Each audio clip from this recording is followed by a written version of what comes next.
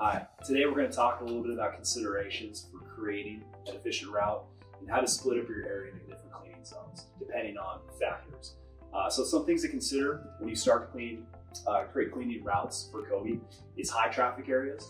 And if you have any spill areas, if there's any areas in your facility where there's a risk of spills, you want to clean those areas multiple times. You can create multiple cleaning routes to hit those areas multiple times to get the most performance out of Cobi. And one thing you want to consider too is if you'll be mapping during peak hours. One thing you want to make sure you do when you map out routes using Cobi is that you map routes out when the area is as clear as it can be, right? Not during those peak times of the day where you have the most foot traffic. When you're pushing Cobi and you want to create an efficient route, you want to make sure there really aren't any people in its way, right? So do this maybe non-peak hours when the area is as clear as it can get. There's the least amount of people walking through the facility, which is going to help Cobi during that mapping process, create a more efficient route. And then you also want to consider staff schedules. So how you map out zones according to which shift or which schedule your employees work, and who the cleaning operators are that are going to be using Cobi, what time they clock in, what time they clock out. So you can map out the area in a way to where it's most efficient and it lines up with their cleaning schedules. A lot of fixtures too, you want to make sure that if you have a lot of fixtures in your area, it's a large area, you can split it up into zones.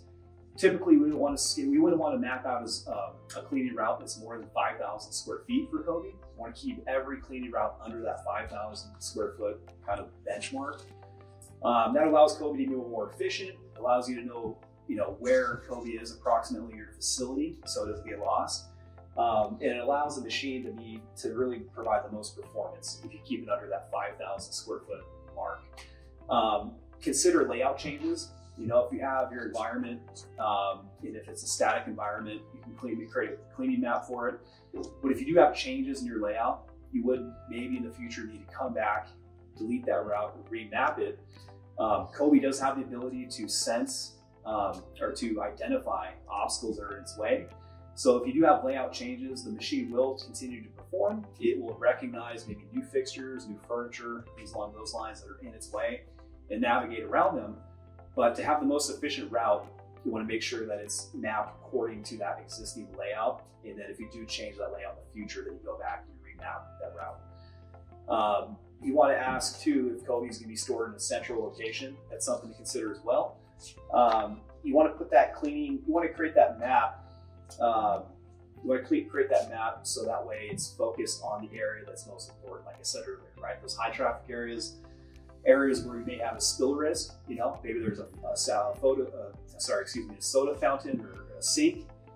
You can hit those areas multiple times, and we'll talk a little bit about how to do that.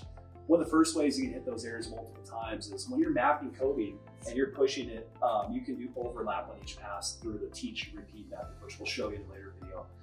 But with that teach and repeat method, you can do overlap on each pass to really get a high level of performance. If you really want to focus on an area where you know there's a lot of soil, where you know there's a lot of traffic, or maybe you do have a lot of spill risks, so that way you're really covering every square inch of that flooring, and you're actually cleaning it more than once because you're overlapping each pass. Another way you can focus on those areas is you can select the route to run multiple times. And we'll show you that here in a little bit, where you can actually run the same route multiple times, depending on the amount of soil, depending on the amount of foot traffic you have in that area. And those are all some things to consider when mapping. But the first thing you want to do before you map out a route is just do a walkthrough. Check the facility, understand first where you're going to place a HLC code, make sure that's in a proper position, proper place in the area, close to where you'll be cleaning. And then depending on the size of the area and the layout, split it up into different cleaning zones. That'll provide more flexibility for you as a cleaner to select the individual routes you want to clean, and then you can also select multiple routes. So the machine will autonomously start each route sequentially, one after another. But like I said, do that walkthrough, get a good examination of the floor, the space will be cleaning, and then focus on those high traffic areas, like I said, those spill risk areas, and you also want to pre-sweep. So before you even map out a route, you want to go ahead and pre-sweep the floor. If any loose soil contaminants, you can do that using a dust mop. Make sure the floor is ready, because when you map out a route, you are cleaning at the same time. So you want to make sure that floor is in a good condition so you can actually start cleaning and mapping at the same time.